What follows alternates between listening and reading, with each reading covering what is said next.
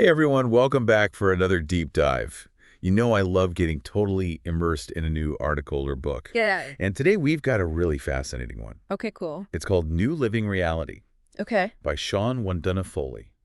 And it just came out yesterday. Oh, wow. So it's like hot off the press. Yeah. And it's all about how we can transform ourselves, Mm-hmm. Personally, Mm.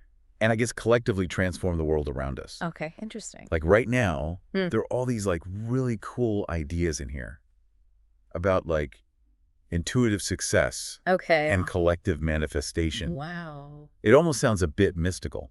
Like Well, we could just will a better future into being or something. yeah. I mean, that's a pretty powerful idea. Yeah. What are your initial thoughts about it? I mean, I don't know. It's definitely got me thinking. Yeah. What have you? Well, I think it presents a really powerful vision, and what Mm. really struck me was this emphasis on continuous self-improvement. Okay. There's this one quote that I think kind of sums it up. Okay, what is it? It says, each moment serves as an opportunity for growth, allowing one to evolve into the fullest expression of one's being.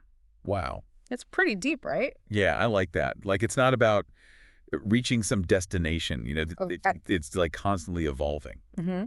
Kind of reminds me of that Maslow's hierarchy of needs. Oh, yeah. Have you heard of that? Yeah, So definitely. the idea that we're always striving Mm-hmm. for something more, Right. ultimately aiming for self-actualization. Yeah, like reaching our full potential. Right, exactly. Uh-huh. But how does that translate to the practical stuff in the article? That's a great question. Is this all just about thinking positive thoughts? Well, it's definitely not just about positive thinking. I Okay. mean, that's definitely part of it. Yeah. But the article goes beyond that. It urges us to make choices Hmm. that are in line with our deepest values and aspirations. Whoa. So if we connect that back to Maslow, it's about figuring out where we are on that hierarchy and then making choices that move us towards self-actualization. Okay, I see. Like maybe you're focused on security and stability right now, Mhm. or maybe you're yearning for creative expression and connection. Yeah, And the path looks different for everyone, right? totally. It's Yeah. about understanding ourselves and then making choices that help us grow. Exactly.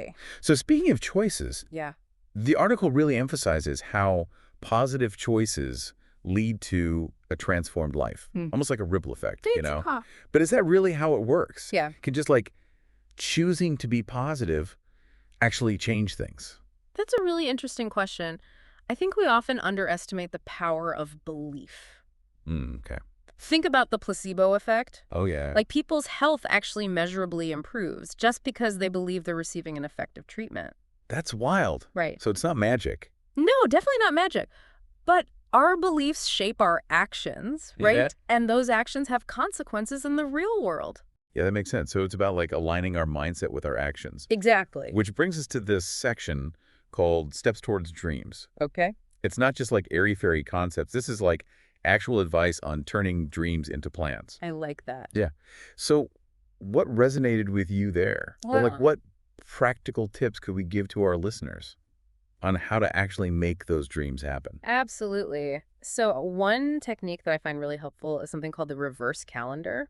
Okay. So imagine you have this big, audacious goal. Hmm. Maybe it's writing a book or starting a business. I mean, it can feel really overwhelming, right? Totally. So you start with the end goal and you work backwards. Okay. You set milestones and deadlines and you actually schedule them on your calendar. Oh, that's cool. So it breaks down this seemingly impossible dream into these manageable steps. I love that. Yeah. It's so easy to get lost in the big picture Yeah, and not know where to start. right. Okay, so let's move on to one of the most intriguing parts of this article. It's called intuitive success. And it suggests that we're already on the path to greatness, Okay. guided by this inner compass. That's a cool idea. Yeah.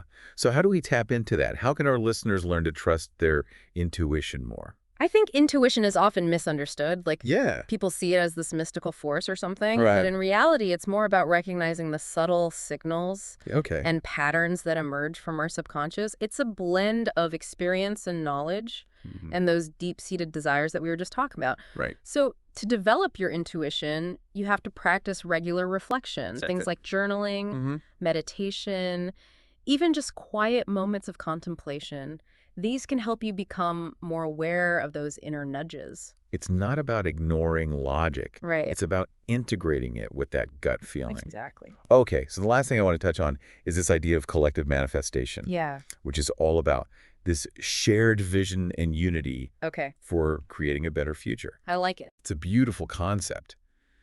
But is it realistic? Hmm. Can we really manifest a better future together? I mean, it's definitely ambitious. But if you look at history, Mm-hmm. there are so many examples of collective action that led to incredible change. Okay, like what? Well, think about the civil rights movement or the fight for environmental protection. Okay. These were movements driven by a shared vision, a belief that a different world was possible, and they achieved some truly remarkable things. That's inspiring. So let's recap what we've learned today. Sounds good. First, self-improvement is an ongoing journey, not a destination.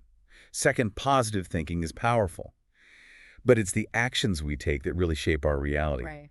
Third, we all have an inner compass, that intuition that we can learn to trust. Exactly. And I think maybe most importantly, we have the power to create a brighter future together. I love that. And that brings us to this really powerful question Okay. the article leaves us with. What is it? If we are powerful beyond measure, what does that actually mean for us? What responsibility comes with that power? And what will you choose to create with yours? Wow, that's a lot to think about. Definitely food for thought. Yeah, thanks for joining us on this deep dive. My pleasure. And until next time, keep exploring, keep learning, and keep creating the reality you want to see. See you next time.